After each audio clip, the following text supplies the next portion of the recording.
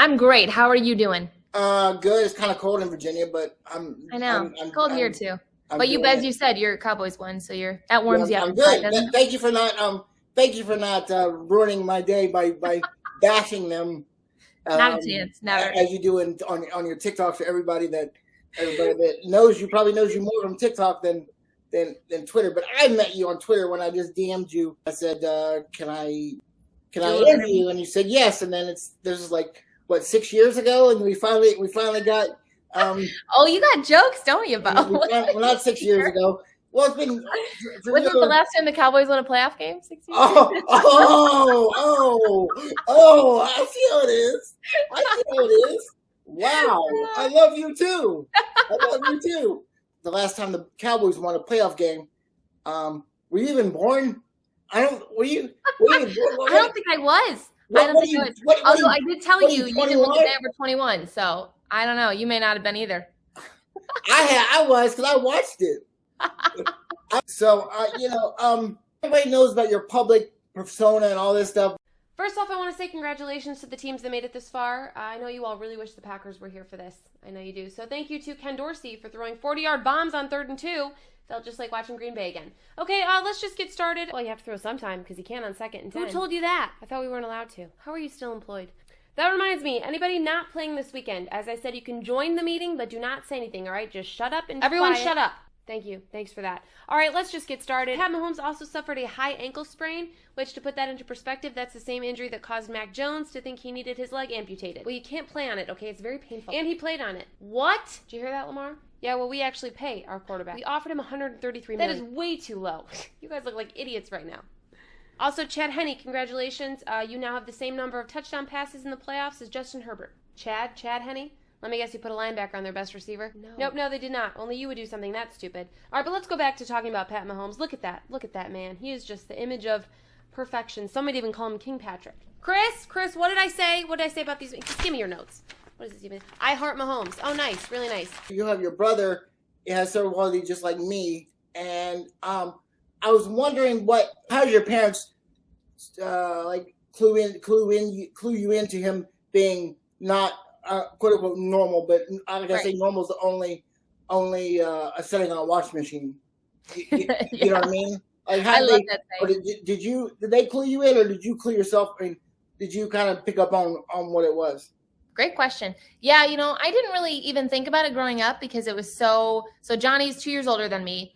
And I kind of remember growing up, my mom and dad saying, well, Johnny can't do that, or, be careful with this kind of thing. But they never said he was different. They never would limit him really. So for an example, we'd go out ice skating. We lived on a lake growing up. So we'd go out ice skating, and I would love to ice skate, and my brother wanted to too. So one day my mom and dad said, okay, we'll get Johnny up on skates. And if you've ever seen a kid with cerebral palsy try to skate, it's pretty funny. It's pretty comical, but he loved it. And so my parents never once limited him from doing the kind of things that I would like to do. And that just was it. We just included him in everything. And then that was totally normal to me because that's all I knew. As I'm sure your siblings probably said too, things were different obviously for you guys, but that's what we grew up knowing. So it was just so normal for me to see Johnny and other kids like Johnny on a day-to-day basis and know what they can and can't do, and just kind of let them and just treat them normally. That's the one big thing people are so nervous about to treat you guys. If you just treat them like they're, like everybody else, you guys can do so many more cool things than even I can do. So much more than even I know. So it was just a kind of a normal thing about how I grew up and just including Johnny and everything. And did he get kind of left out of his friend group once he got to older, like to high school and stuff like that? Yeah, I didn't really think about that till you asked me that question. I think it's, as I was saying, I think it's important to have a good group of people, support system around you, no matter, anybody. It's really helpful to have a good support system. And I think he did. So I think when he got into high school, he had me, obviously we're really close in age. And then he had, my friend group and his friend group, and they were super supportive. But I think he started noticing a little bit more the things that he couldn't do as easily, because when you're little, my dad would pick him up and help him do things that other kids would do. But the older you get, it was hard for him to even write. So, the stuff we do in school was hard for him to do by himself. But I think that was affected him a lot. And I think you mentioned that too. It affected his like his mental state a little bit, because physically he knew his limits, but mentally to say, oh, well, you can't participate in this in school was really tough for him. Yeah, and that's the same thing with me. When I was in elementary school, everybody would help me or do whatever, and I could get, and I could like go play goalie. They just throw me on the chair, throw me out of the wheelchair, and play goalie in the. You probably were a great goalie. You took up a lot of space. I was just whatever. But when I got to high school and middle school, I was like, I knew my limits, and it hurt me because like they would be my friends during the school day, but when I was Friday night, when everybody was partying and everybody was at the football game, I was like, I went to sometimes I was at the football game, but nobody really sat with me because they were like, scared, not scared, but just like they don't like I didn't exist, but I existed in the during the school days. Like, so what's the difference between out of school day and in the school day? So that kind of thing. People say, like they ask me like, is it harder physically or mentally to be in a wheelchair? And I'm saying it's mentally harder to be in a wheelchair because I have to, I have to get up every day, and there's certain things I know that I can't do by myself, and stuff I can do is getting harder. So I have to win that battle every day before I get up, before the physical one even starts, and the weather's being, crappy and all that stuff. So it gets harder. So I have to win that battle, and I do because I have no choice. Like you know what I mean, like. So was that a little bit like how your brother is? Like he has no choice; he has to go do it regardless, because he can't sit there and do nothing. Yeah, I think so, and I think a lot of you, I think you guys, which is the athlete mentality, right? Athletes, They wake up, they think they have a ton of painful training they have to do every day, but they'll wake up and say, "It's just what I have to do." And I think that's a big thing for Johnny. He'll relate to the athletes because you guys wake up, it hurts to get out of bed sometimes. It hurts to get dressed. It's hard to get dressed. Brush your teeth, daily things that we take for granted every day. You guys struggle to do those. But he looks at it as an athlete standpoint, athletes wake up and they have to do things they don't want to do either, but they have to do them in order to get better at their jobs. Yeah. So my brother will wake up and say, this is part of my life. I struggle doing these things, but it's something I have to do to get through my day. So I think that helped him a lot to have the right mentality about it, but it's super hard every day for him. Yeah. Don't believe me, but I say like, I do what I have to do to do what I want to do. You know what I mean? That's a great line. People don't really. Oh, thanks. I thought of it myself. So thanks.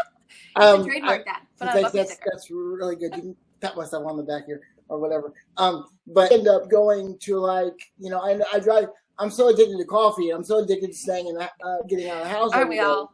That I drive my wheelchair 3 miles round trip from my house to the Starbucks every day. Jeez, you're putting some mileage on that thing. 4,500 miles in 3 years. Jeez, still going strong too, huh? I'm never home, so I just drive my wheelchair everywhere. People ask me, "Are you scared to go drive your wheelchair?" And I said, "Well, yeah, I'm scared. Are you afraid to get hit by a car?" But I'm like, "Yes, I'm afraid to get hit by a car. I don't want to get hit by a car. But if I was that scared, if I'm that scared to get hit by a car, I would stay in the house all day. So I would much rather run the risk of getting hit by the car." Yeah. Stay in the house all day. Yeah, good point. You should ask them. Aren't they afraid of getting hit by a car? Like, who's not afraid? And then like, understand my mentality. I'm not gonna sit in the house all day just because I'm in a wheelchair. Yeah, I'm just don't get the. It's just like people don't realize that they're shocked. They're shocked that I'm even out sometimes. You know what I mean? It's like 50 years ago, 60 years ago, where people with disabilities were locked in insane asylums and thrown away. And forgotten about. But you know what I'm saying? Yeah.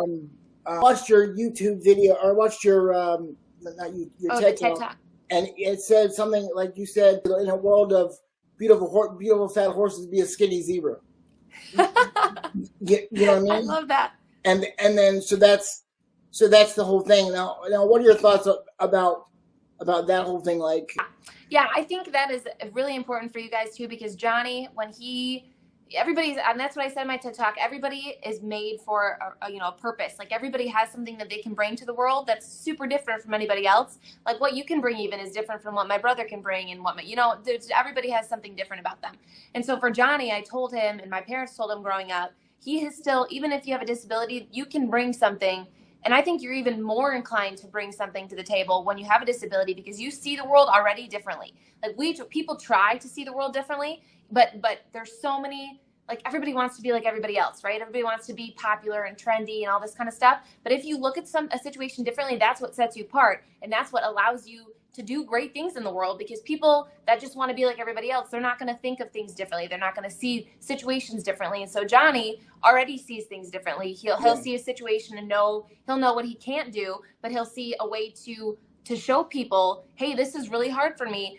Let me inspire you with it. Let me try to do it. And then even if I fail, it's going to be a lesson for somebody else. So I think he sees the world differently, which allowed me to see the world differently. And that's how I think people should view it. Like, you guys teach us something so much more than we could ever teach you, because you already see situations. Oh, you don't make me get emotional, Bo. You already see situations differently. So it really allows us to kind of open our eyes. At least it helps me too. Here's the thing. When people say, you're so inspirational, blah, blah, blah, blah, blah. And I'm like, it's not like I wake up and say, oh, today I'm going to inspire 30 people. Or 40 people. If I don't make 40 people, then I'm gonna be sad and start crying. It's like, no, I'm living my life. And if you take some solace in that or some inspiration in that, good. I'll take it all day long. Yes. But angry at people that say, well, you shouldn't be inspired by people with disabilities. Blah blah blah. It's ableism, or it's this and that. I'm like, or it's inspiration porn. I'm like, if I'm putting my life online and to want people to do the best they can, then you do the best they can with what they have, and to as I like to say, dominate the day and keep doing it. Then I'm controlling the narrative. I want it to be out there. You know what I mean? Same thing with your brother. Like, he wouldn't have done the ESPN thing if he didn't want them to. Right. Not like somebody put you or your mom or your dad put a gun to his head and says, son, you're going to do this right now. Right. You're going to do this right now. It's like, and it's not like when he does the marathon, the triathlons, which I still can't believe he does, but that's another that's another story.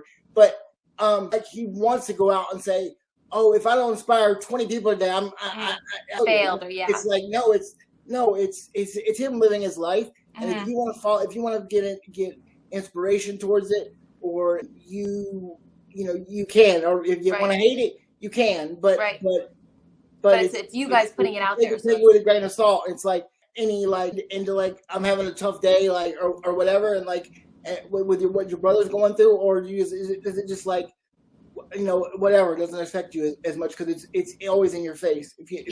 I'll tell you what, it really stinks to have him sometimes as a brother. Yeah. Because I wake up in the morning, Bo, and I want to complain about my day so badly because, this bad thing happened. I couldn't find an outfit to wear, whatever. And then I roll over and I wake up and I think, oh, my brother's in the other room, can't get out of bed by himself. And it really makes my perspective look a lot better. Yeah. So it was funny, and I make jokes about it. We laugh about it all the time, and my family does too. But Johnny would make us have such a good attitude about things because he could have the worst day ever, and he'd be cracking jokes still, and he'd be making us all laugh. So we had no reason to complain. And I still notice myself doing that because I'll try to find a good, something good out of a bad situation, or something traumatic could happen. And I'll be like, well, could have been worse. And that's all from Johnny. So it was awful growing up because I could never complain. But now I appreciate the heck out of it for sure. My sister and I were so just loving toward Johnny, and I think it was because he was so loving towards us and appreciative of us. And you have to remember, he's our older brother, so he was, even though he couldn't get up and greet our boyfriends at the door like normal older brothers were, he was still super protective over us. And I think that, and we showed our appreciation by being so supportive of him. He's just, I cannot say enough good things about him. So if he, that man deserves the world, and I would never get jealous about it at all. Okay. Oh, making me emotional again. Okay, I'm sorry. I'm sorry. I don't want to make you cry. But you cry enough. The Packers make me cry all the time, Bo. It's okay. You cry when you watch the Detroit Lions all the time. And the Packers, I do that too. And especially the Packers this year, they had a chance to win and they blew it. You don't have to bring that up again, Bo. I remember. Johnny talked to me that whole night about it. Against your Detroit Lions. What the heck? So I bet you were torn, weren't you? But I was so torn. Yeah. I was like, and I saw it on Twitter. Those pictures on Twitter. I was like, yeah, she's going. A picture of me laying face down on the floor. But face down on the floor. The one that you were at the bar, taking a picture of you with your face all. I was in pain. I was in pain. I was like, whatever. Now, I mean, is there one thing that gives your brother extra edge over you, or I will tell you right now, he is, and I was an athlete in high school, and I think I'm, pretty mentally tough. Nothing compares to his toughness. I can't even explain, because he's in so much pain when he walks a mile, and he trains I told you that too. He trains all the time because he's an athlete, in his mind, he's right up there with all the great athletes. And so, and I think that our dad played baseball too. So our dad is very mentally tough. I mean, you have to be to run 17 or to do a 17-hour Ironman race, Yeah. But my brother is just like my dad in that way. He just is. Like I said, he'll just wake up. He knows what he has to do, and he just gets it done. Like there's no emotion. Yeah. There's no feeling sorry for himself. He'll just get up and do it. I want to get your opinion on this. Like, so like when I'm out and about doing my thing, going to the store, at Starbucks, and I see people staring at me. And then I'm like, I'd much rather answer your questions till I'm blue in the face than have you stare at me. Exactly. So it's like, and I keep putting that out there, and I'm like, and that's why I put my life on the internet and TikTok and Twitter and stuff like that, because I'd much rather you educate you than you staring at me, and that's the whole thing. Now, how did you deal with the whole people staring at him because he's in a wheelchair, and how did you I know you were like a protective mama bear but how did you great question. How did you deal with him being looked at, or him being stared at? Yeah, that's so funny you said that too, because Johnny would say the same thing. He would get more frustrated when he was younger, like in high school and middle school maybe, because he'd say they don't. People can look and look, but if you genuinely want to know and go get to know him, you got to talk to him, right? But I think half the time people are just so nervous, they don't know what to say, and they don't know how well he'll be able to talk, so they don't know how to talk to him. But if you just walk up to people, and I try to tell people that all the time, if you see someone in a wheelchair or something, instead of just staring at him, go up and talk to him, get to know him a little bit. When Johnny was younger, dealing with that, I think he learned pretty quickly how to do it. So if he saw somebody staring, he would make a joke about himself, or my family, as you can tell probably from my videos, we are very sarcastic. So we do a lot of like self-deprecation humor. So he would just, make a joke about maybe something that he couldn't do, and it was the funniest thing, Bo, because it would lighten the air around him. And then people would come up and start talking to him, or he'd make a joke about, and he talks sports. He talks sports all the time, because if guys are uncomfortable, if grown men are uncomfortable talking to you guys ever, he'd throw out, hey, did you watch the game the other night? And then he'd start talking, and people would be like, oh wow, he was really smart. He knows about the game. And then it would just open up this whole other world to people because half the time they're just so nervous to talk to him. So I think it's helpful for you guys to really open them up a little bit, because it was an uncomfortable situation. You guys don't want to be stared at, and you and Johnny didn't want to talk to people that are staring at him. But I think that's how he figured out, I'm going to break this barrier. We're just going to start open communication, and it helped out a lot, I think. Yeah, because I use humor as a coping mechanism. I can tell. I like it. If I'm not laughing at myself, then there's something wrong. Like if I'm on dating apps, but what do? Do I put the the height that I am sitting down, or the height that I am standing up? So here's my issue. You're funny. That's a good one. So here's my issue. Do I put the one standing up or sitting down, or no? I know what you're going. So or do I add the two and divide by 2? But if you think about it too, you have to include in there easy transportation, because they can take a ride on your lap. That's free transportation. And then I put an article on Medium saying 5 reasons to date a guy in a wheelchair. 1, if you go shopping and you can't carry all your bags, I could be your pack mule. Oh, we use Johnny for that all the time. 2, the handicap parking stickers like Willy Wonka's golden ticket. 3, exactly. If you're tired, you can sit on a lab or ride in the back of a wheelchair. And 4, I'm easy to control. All you gotta do is unplug my battery. You are a woman's dream, honestly. And 5, if we go to a amusement park, all we do is get in front of the lines. So you're in a group and you get to go in front of the lines and nobody asks. It is so true. It is so about true. It. So I'm like that's how you have to do it. But I'm like it's just okay. I'm gonna tell you a funny story real quick about Johnny. So how his humor plays into everything too. He's we're trying to get him a wife. I'm trying to, at least. Anyway, when he was in college, he went to a smaller college in our hometown. And when he was in college, he was on campus one day, and he was driving his power chair around campus. And there's this really pretty girl that walked by. I wasn't there. My mom was there and told me the whole story. Really pretty girl that walked by. And Johnny was looking at her so intently that he drove his wheelchair up on the curb and tipped over. So the girl came running over, and she was like, "Oh my gosh, are you okay?" And Johnny went, "Ma'am, you just swept me off my feet." Isn't he the funniest thing? Yeah, and then she laughed, and he was like, and then when they picked him up, his face had like dirt all over, right? And he was like, what did he say? Something like, did you see my good side? Or hopefully I fell on my good side, or something like that. Yeah, he is a character. And when I speak to athletes, it's like, run through walls for people like me that can't. Right. That can't, because like I said, you're tired, look at somebody like me that would love to be in a situation. Mm-hmm. Would love to be as tired as you were and whatever. And they're like, oh crap. And then I see the light go on, and they're like, oh wow. And then I'm like, and the people, I guess I gotta take a baseball and say, what does this represent to you? And they're like, it represents baseball. And I'm like, no, this baseball represents freedom to you, because it represents freedom to me, because I can't go do what you can do. But when I'm at a baseball game, thinking at a baseball game, I check out and I look at everything. You know what I mean? So cool. That gives me goosebumps. Yeah. So I'm sorry. I don't want to make you cry. No. That's a good interview. That's a good sign of a good interviewee or good interviewer. Okay. Yeah. I just, that's why I'm putting myself out there. Yeah. You know what I mean? To try to help people and to try to give them give them my perspective and change people's perspective, because like that's what I do. You know what I mean? Yeah, I think that's why you and Johnny have a voice. I'm not putting you guys, just lumping you guys together, but I think everybody has a voice and you guys can give such a cool perspective on life. Yeah.